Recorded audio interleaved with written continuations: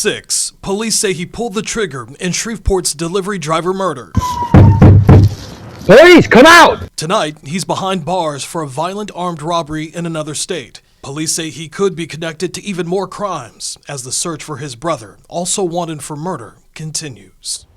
Good evening, everyone. I'm Jonathan McCall. Thanks so much for joining us tonight for the news at 6. I'm Johnette Magner.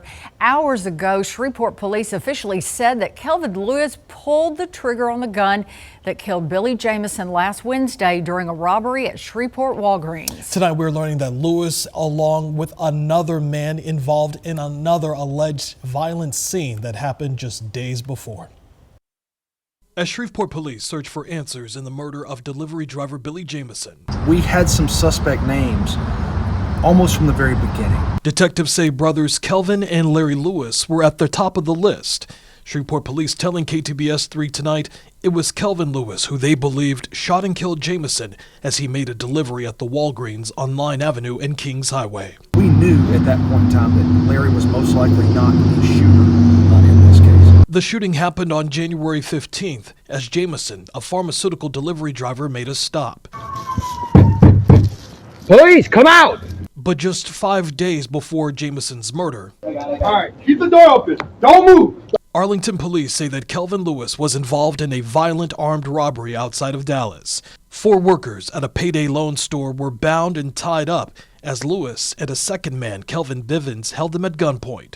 This video appears to show Lewis going through the personal items of those workers. Bivens, who was wanted in a separate Shreveport shooting earlier this month, was arrested after a shootout with police. U.S. Marshals arresting Lewis Friday on that armed robbery charge.